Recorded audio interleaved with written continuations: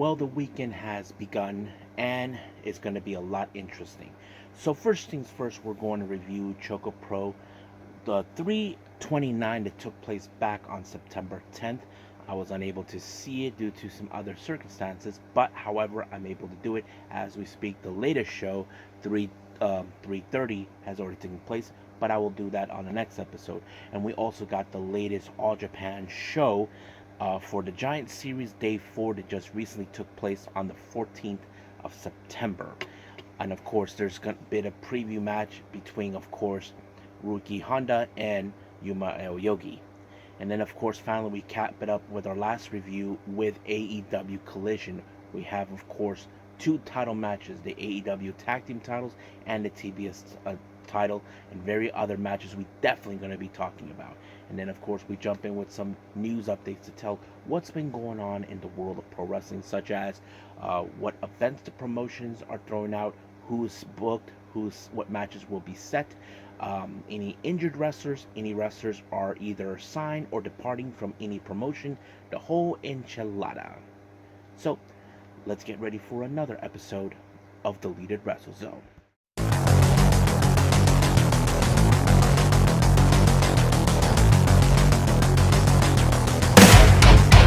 Are you ready? Get up, get up! Get up, get up! Get up, get up! Get up, get up! Get up, get up! Get up, get up!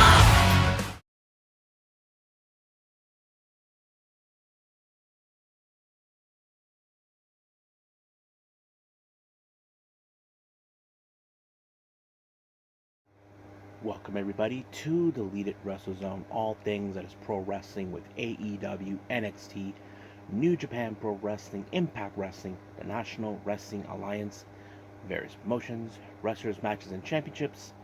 I am your host, Gerard here. So if you are new to the channel, welcome. This is a channel where we review a lot of pro wrestling shows from various parts of the world, such as here in the United States, but also in Japan, Mexico, Canada, Europe, the UK, wherever pro wrestling exists.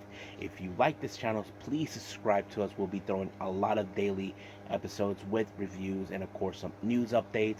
Of course, we have the Unagi Sayaka Watch, DWZ discussions, and plenty other things we'll be doing.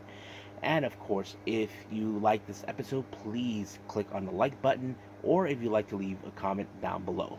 So, let's begin with our very first review, and this is from ChocoPro 329, and this just took place on the 10th of September. Now, it opened up with, of course, with none other than the Big Apple, or as some people like to call her, the Apple Goblin, Mei Shruga. So as you know, Mei Shruga does her thing, get people singing and sing. But however, she does give the lowdown on what matches are going to be taking place, which we're going to get into right now. Our first match, we have a 6-person tag match. First team, we have Tokiko Kiyahara, Sayaka, and Masahiro Takanashi. They take on Nonoka Seto, Sayaka Obihiro, and Hoshi Tango. Now, to be fair, I would have assumed that the second team would have won for one specific reason. Why? The reason I say that is because Hoshi Tango is a sumo wrestler based out of who's originally from Argentina, residing in Japan. So you probably would have thought, that would have been an option. But however, there were some clever moments, especially when it comes to Masahiro Takanashi. Even Mei Shruga has always saying that he's a very slick and clever kind of guy, which of course he is. However, there was a moment where Yoshi Tango accidentally sandwiched through the wall Sayaka Obihiro, allowing for Masahiro Takanashi to pick up the pin, while Sayaka and Tokiko took out Yoshi Tango and Seto in order for him to pick up a win. You probably would have thought it would have been a difficult match. Well, it did, but Masa's cleverness has paid off. Now, our next match, we have singles competition. We have Dr. Gore, and of course, finally, he's back. Baliyan Akki. It's been a while since we've seen him. If you guys haven't known who he is, Baliyan Akki is a wrestler based originally from India, who's been residing in Japan. But recently, he has been traveling in Mexico for the CMLL Grand Prix I don't know how he did there. I don't know how his matches were, but I'm sure he had a great time. But him coming back was great for everyone's high spirits. He faces Scott Dr. Gore, who's originally from the Thailand promotion, set up Thailand Pro Wrestling. I don't know exactly how this was going to be, but I knew that this is going to be a very tough match for Baliyan Akki. But luckily for him, he was able to defeat him by applying a diving body splash. 1, 2, 3, it was over. Now, our main event, we have a very interesting match. We have Miya Yotsuba taking on, though teaming with Shin Suzuki, they take on Shiko Shikawa and Mei Suruga.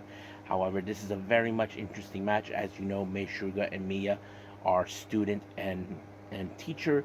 Miya, who's trained under Mei Suruga. As you know, Miya is the first ever non-wrestler that's ever been trained from Emi Sakura. Emi Sakura had no involvement in her training. Mei Suruga was the one who stepped up. But it was pretty great that that happened. However, you probably would have thought there was going to be a lot of craziness going on. Well, yes, in a way, not to mention you got Mei Suruga, who's a bit more, likes to play a little dirty tricks in some capacity if the ref doesn't catch her. Or you have Chiko Shikawa, who has too much energy.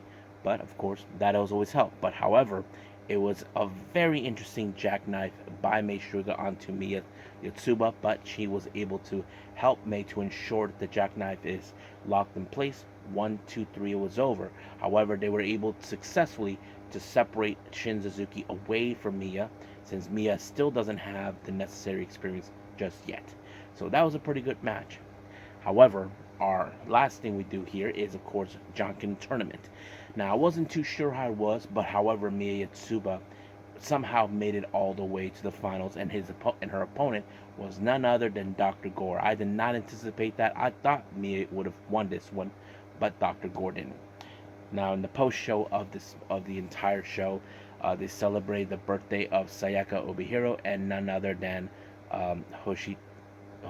I thought it was great. People do this type of thing in this promotion with ChocoPro and Got2Move. They celebrate their birthdays, and everybody is just there.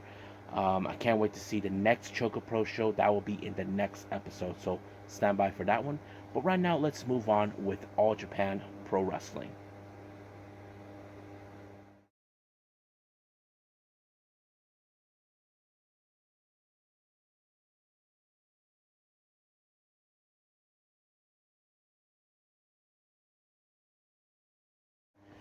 Okay, All Japan Pro Wrestling. We're now doing the Giant Series Day 4. This just recently took place on the 14th of September. I believe this was a Thursday. It opened up with Rising Hayato doing a promo. Truth be told, I don't even know what he was talking about because there was no translation. They don't have the necessary resources like they do in Noah and All Japan. I mean, in New Japan, my bad. But, however, that's not important. So let's get started with our very first matches. Our first one, we have a tag team action. We have Yoshitatsu teaming with Koiki Owasaki. They take on Shuji Ishikawa and Ren Ayabe. Now, Ren Ayabe and Ishikawa have been a very successful team recently. Now, they were, last time we saw them, they faced off the G Infinity Tag Team Champions, the Voodoo Murder members, the Saito brothers, Jun and Ri. However, they weren't successful. But however, we have been seeing a lot of success with Ayabe and Ishikawa. They were able to pick up the win thanks to a driver made by Ishikawa to Awasaki, and it ended up 1, 2, 3. It was done just like that. Next up, we have a three-way tag team match. We have Okuda Omori and Naruki Doi. However, before we proceed on this, let me explain what happened. If you guys have been aware recently, Naruki Doi was in fact the DDT Iron Man Heavy Metalweight Champion. Now, those who don't know what that title is, this is a title that originally came from the other Japanese promotion, DDT. This title is more of a 24/7 belt. Nothing compare like the 24/7 belt with WWE or the Hardcore belt. This one, you defend it wherever you go. It doesn't matter if it's in Japan, in the States, Mexico, Canada. You defend it wherever you go, but you better be more careful because people will pin you. Naruki Doi was the previous champion. However, he just recently lost that belt back on September 9th, and I just reviewed that one recently with DDT Pro Wrestling Big Bang. However, Omori, his tag partner, I don't know what he was thinking, but he does not have the belt. The referee tried to tell him, no, he does not have the belt. And Norikidoi is like, what the hell are you thinking? So I don't know what Omori was thinking, so I thought it was really funny. So anyway, while that was taken care of, their opponents are team number one, coming all the way from GLEAT, Black Generation International, Kotaro Suzuki and Seshi Sato, also versus Black Mansuri and Koji Iwamoto. The match was okay. I mean, not too much. The one thing that I keep saying, that keeps getting on my mind is Omori. What the hell was he thinking about the Iron Man Heavy Metalweight Championship? I mean, that's kind of messed up. But however, I'm not sure exactly how this one is. Omori picked up the win when he applied. I don't know if it's a Falcon Arrow, but he did that on Mansuri, and it was over right from there. Next up, we have the Yoshi wrestlers taking place. Now, originally it was supposed to be Sunny versus Unagi Sayaka. Now, if you guys have been following the Unagi Sayaka watch that I've been doing recently, Unagi suffered an injury back on September 12th, which was last Tuesday during a Marvelous show. Because of this injury, she was eventually pulled out of the much recent shows, All Japan and GLEAT. But however, Saki, the de facto leader of Colors and Unagi's tag partner and friend and ally, stepped up to the plate to face Sunny. Recently, as you know, Saki and Unagi faced Sunny's friends, who are also members of the Evolution Girls, and they successfully won the match. But Sunny was not involved in it, so Unagi Sayaka put herself in a match against her, but it did not happen. But I have to say, Saki did a very solid match on this one. You probably would have thought that Sunny would have had the advantage, but no, Saki was able to pick up the win when she applied a wild brain buster. But I'm sure she sent a direct message to Sunny saying better luck next time, and don't forget that Unagi hasn't forgotten. Sooner or later, Unagi will have her one-on-one match to assess her once and for all. But I know Saki made Unagi proud. As you know, they're really good friends. At first, they did have a rocky relationship when they first started out, when they became allies with the Cosmic Angels, so you probably would guess that. But let's move on. Next match, we have a tag team match. We have Zenichi Shin Jedi, consisting of Asuki Aoyogi and Rising Hayato.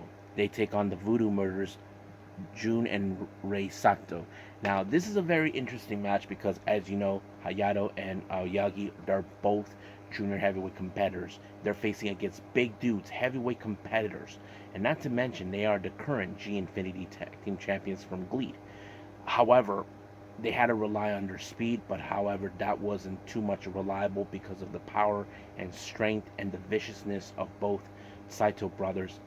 It was, of course, a chokeslam made by Ri onto Hayato to pick up the win. So basically, the speed was not reliable here for them, but it ended just like that. Next up, another tag team match. We have Junji, who you may have seen recently in GLEAT. He teams up with El Lindemann, who's a member of Strong Hearts. They take on Andy Wu and, of course, Hikaru Sato from Evolution, ran by Suwama. I thought this match was pretty interesting because, you know, you look at Andy Wu and Junji, they have like a bit of the Chinese look style that you expect. It was pretty good. I think the match was pretty solid. However, it was, of course, Hikaru Sato with the Fujiwara armbar onto Junji, forcing him to tap out. Now, our next match, this is another interesting one. We have the tag team known as Astronauts of Fuminori Abe and Takoyi Nomura. And of course, they team up with the leader of Real from Noah, Hideki Suzuki. They take on Ryo Inoue and the members of Evolution, Dan Tamura and Suwama. I thought this match was going to be good. However, I can tell the tension between both Suzuki and Suwama. However, in the end, it was, of course, some sort of underhook,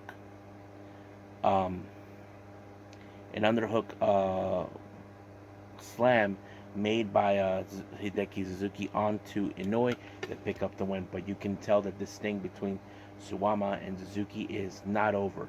I wouldn't be surprised if there's going to be a match in All Japan with those two involved. I know Hideki Suzuki is in Noah, but we'll see what happens until then. Now, our next match is a bit of a preview before these two guys meet. Team number one, we have other members of Zenichi Ship Jidais, consisting of Kento Miyahara and Yuma Yagi. They take on Yuma Anzai and Ruki Honda. Now, Ruki Honda, as you know, he just recently won the Royal Road Tournament, and he will face Aoyagi for the Triple Crown Championship. This match was so intense. Now, it would have gone into a winner. However, this match ends with a time limit draw. But you probably can tell this is far from over. Aoyagi will have to do whatever it takes to hold on to the belt, not to lose it to Honda. So we'll see when we get there. And I think that's pretty much it what we have for our All Japan stuff. So let's move on to our last and final review, AEW Collision.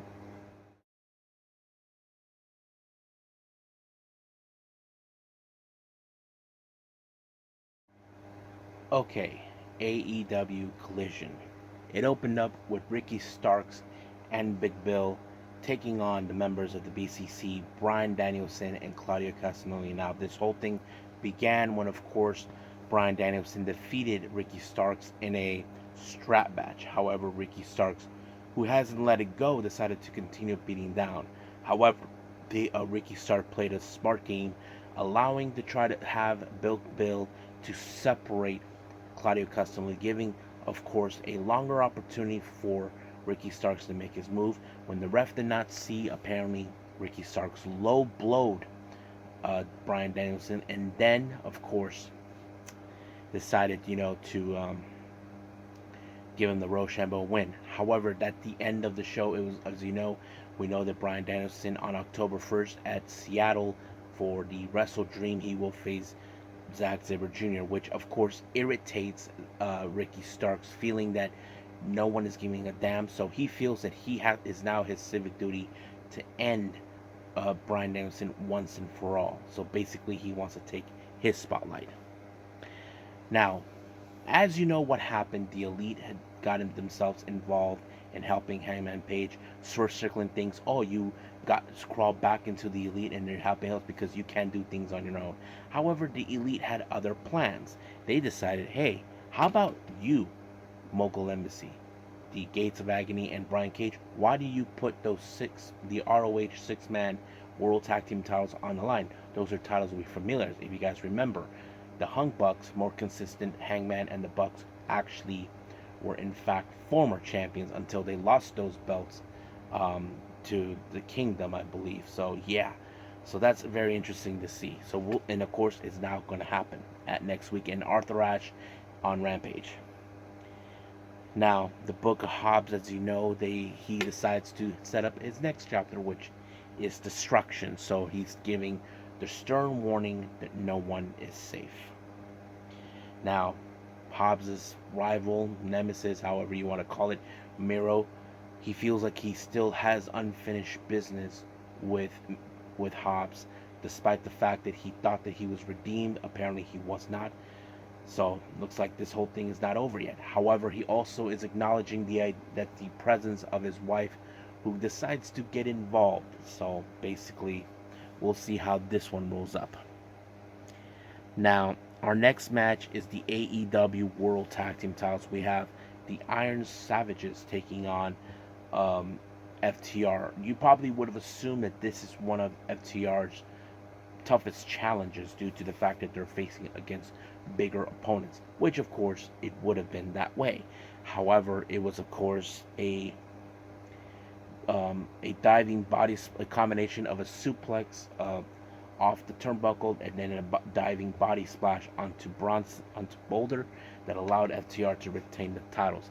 However, of course, we saw the Workhorsemen who issued the challenge who decided to take a shot of the AEW World Tag Team titles, and they gladly accepted it. However, Aussie Open decided we're watching this. Now, you know perfectly well Aussie Open and FTR, their rivalry dates back from last year because FTR had the biggest year so far, and now Aussie Open feels that, hey, we are the best tag team. Those guys are a thing of the past, so that's what they're going. But we'll get to those guys in a bit. Now, during an interview with Keith Lee, while he was talking, apparently he got in Shane Taylor promotion decided to get themselves involved. So, however, there will be a match against them next week. So, we'll see how that rolls up. Now, our next match, we have John Silver taking on, of course, Anthony Bowens. But, however, there was a contract that was signed by the Acclaim, but not knowing not reading the contract, it turns out that Max Caster and Billy Gunn were not allowed to be ringside. So it was becoming a one-on-one situation. Now, this was a tough challenge. Now, to be fair, this match would have been won by Silver. However, because of that, Evil Uno gets involved, allowing for Silver to pick up a win by pinning Anthony Bowens. But however, the Acclaim decided to come out to deal with this mess that should not have happened. So your question is, why did they went to this direction? Well, we'll see about that.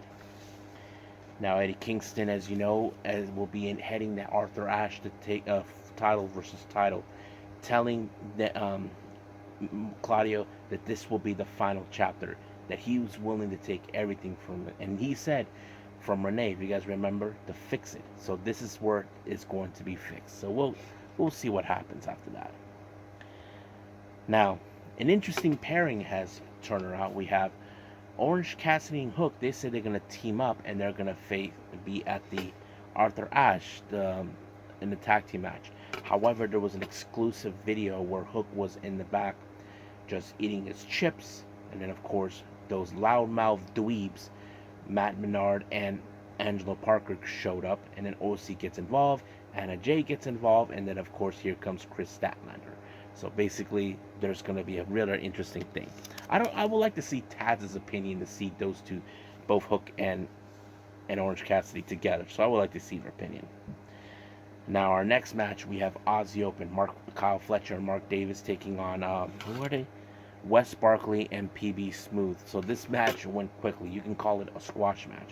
However, Aussie Open feels that, that, of course, FTR was going with the open challenges. They're saying that they want to take their shot against FTR at Wrestle Dream, with or without the tag team belt. So it doesn't matter. I think this is beyond the titles that we have known so far. I feel like the rivalry is telling us, you guys, you FTR, you are drive us nuts with this crap about you guys. People are saying what a best tag team you guys are, even without the belts. And I think that they're irritated to hear that these guys are better. So they call their shots, saying they want them at Wrestle Dream on October 1st. Now later on, we did see FTR give a response. Okay, if it's going to be with or without, it doesn't matter.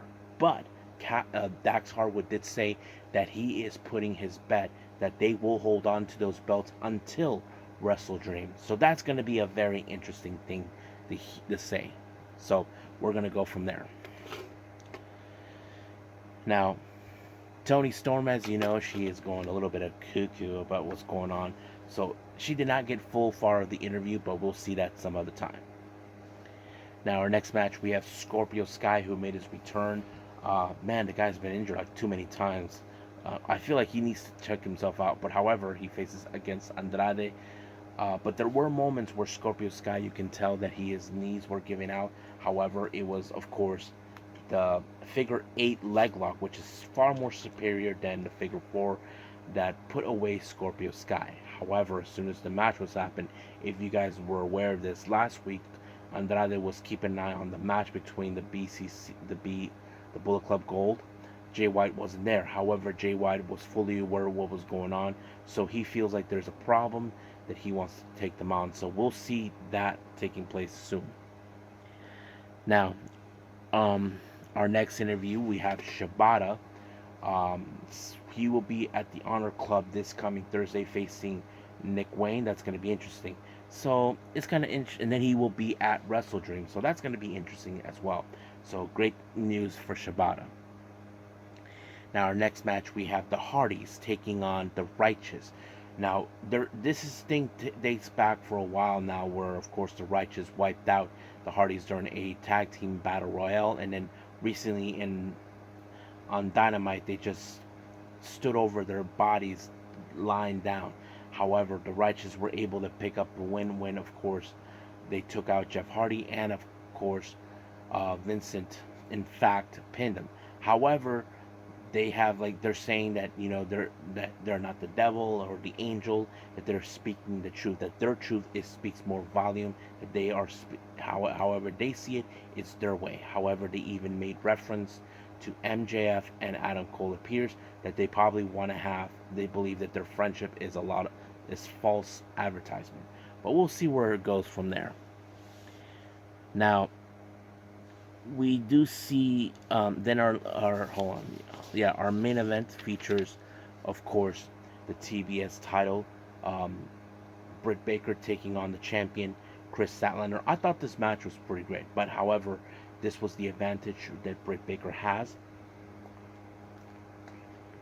The fans were right beside her. Now, you probably would have assumed Britt Baker would have made history. However, the much interesting match I've ever seen is Britt Baker had Chris Statler right in the lockjaw, but somehow she was able to overturn it into a pinfall while applying the lockjaw. And I think Britt Baker could not even anticipate that move. I'm sure she's well disappointed, but sooner or later she will go back and get the TBS title. And I think she will be the first ever woman to hold 2 titles in AEW. So we'll see what happened. But however, in the post match, Julia Hart was observing. I wouldn't be surprised if she targets Chris Statlander for the TBS title. That's something that could happen down the road. But we'll see on the upcoming week for Arthur Ashe when we get there. And I think that's pretty much it what we have for AEW. So let's move on with our final thing, news updates.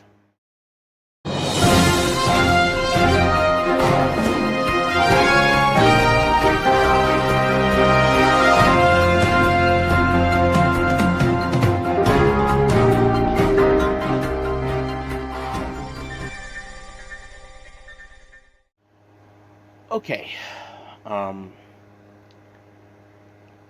for our news updates, so this is what we have so far. Now, if you guys remember, I reported this and talked about it for this upcoming launch of a brand new women's promotion taking place in LA on October 22nd. However, they announced that beyond their control, Masha Slamovich will not be able to be there. However, they did announce that Janai Kai will be taking her place there, so that's going to be interesting to see. So, things are like this happens.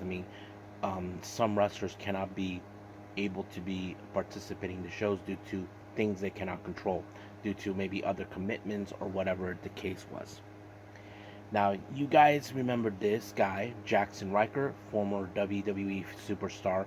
If you guys remember, he was let go due to him being people were calling him a racist due to the whole situation that took place with the Black Lives Matters and all that stuff. It appears that he just found a new career. He is working as a county sheriff. However, there's been people are saying, "Oh, here we go. He's going to attack the African Americans." We don't know exactly if that's going to be a career choice for him, but we'll see where it goes from there for him. Now, big exciting news for House of Glory for their Friday the 13th show on October 13th, which is a Friday. And it's going to be the debut of Kitsune. That's right, Minoru Suzuki, Murder Grandpa, the King will be there. I'm sure that show will be sold out if he's there. If you guys are from the New York area, go get your tickets now. Now, Spark Joshi Puroresu continues to add more wrestlers for their upcoming show. As you know, they announced for the Rising Heat West that will take place in LA at the LA Dojo on the 11th of October. They announced that Billy Starks will be there. I think that's going to be a fun thing to watch. Now, more matches have announced for the first round matches at Wrestling Revolver for Revolver Women's Grand Prix on the 8th of October. They announced Vert Vixen versus Allison Kay, and then of course we have Emi Sakura taking on Trish Adora. So those are going to be 2 interesting matches. Now, Our next one, this is just recently came about in with Mexican promotion CMLL, or as we know it, Consejo Mundial Lucha Libre.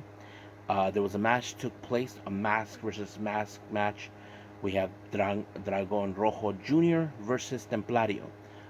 It just turns out that Templario defeated Dragon Rojo, and apparently, as the Mexican tradition goes, you have to remove your mask, which he did. Now, in tradition, when it comes to mass luchadores taking off their mask, they have to reveal their real identity, their names, their age, and of course, the years you have been working as. You've been a pro wrestler wearing a mask. Now, these are records; they're not open to the public. So Dragon Rojo revealed his name to be Anselmo Rivas Castro, who is 42 years old and has been a pro wrestler for almost 22 years. So that's basically his background. So that's pretty much it. Now, last two updates. This one is going to be interesting. Now, if you guys remember recently, back in the Great Muta final bye back a few months back, Pro Wrestling Noah were now allowing for Yoshi wrestlers to participate their shows.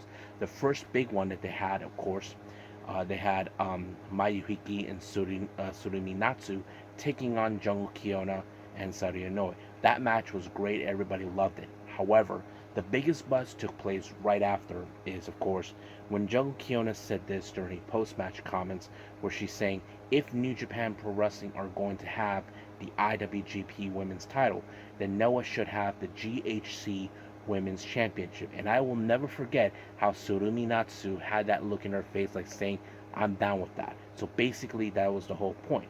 Now, the obvious thing is this: will this ever happen? Even Mayuhiki saying she will love to be the first ever GHC Women's Champion if that's the case. However, as you know, Naomichi Marifuji, legend of Pro Wrestling Noah, and um, one of those wrestlers that you know who's been part of Noah from day one with Misawa, had this to say about adding these titles. Let me pull it up real quick. I have it saved up.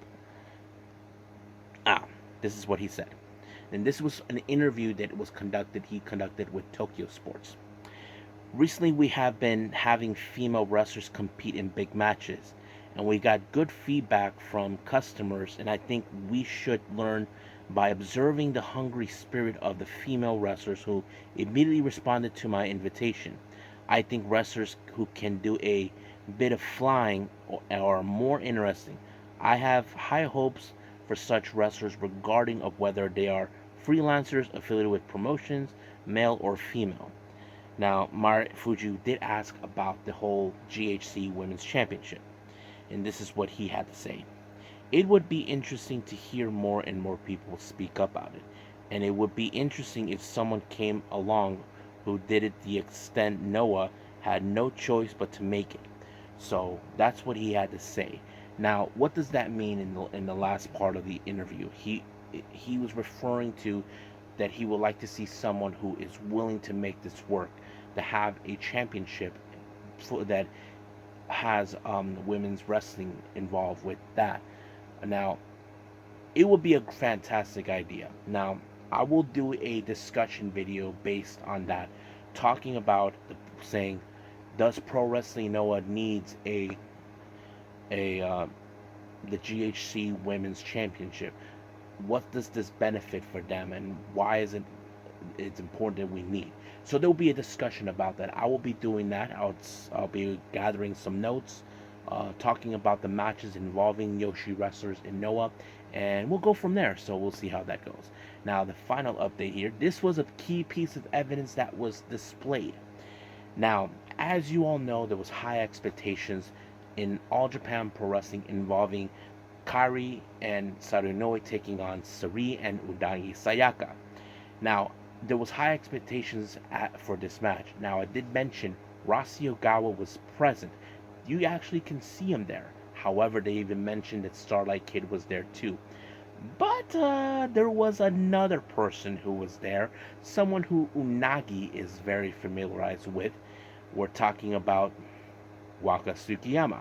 There's a key piece of evidence that shows her that she was right there. Yes, folks. She was right there watching. Oops, I'll put the photo there so you can see it. Exhibit A. She claims I was in Thailand. Nope. We caught you red-handed. You were there. And I think maybe she went to support Unagi. Who knows? Like, she hasn't spoken to her since Mina Shirakawa betrayed her. So we'll see what happens. So here's a photo. And as for now, let's just call it a day.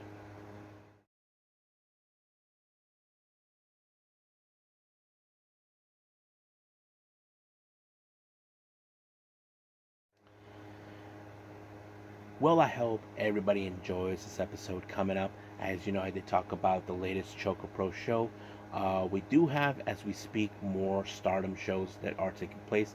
I don't know when will that happen. That will be a priority as well. And of course, we have the latest anniversary show for in Pro Wrestling Noah, celebrating the career of Naomichi Marifuji, where he faces Will Ospreay.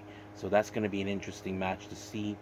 There's plenty of other things that will be taking place. So, as you know, we have some events made by GCW in the UK. I will be doing those as well. So we'll be going along as we see things progress. But as for now, I will see you guys in the next DWZ time, same DWZ channel.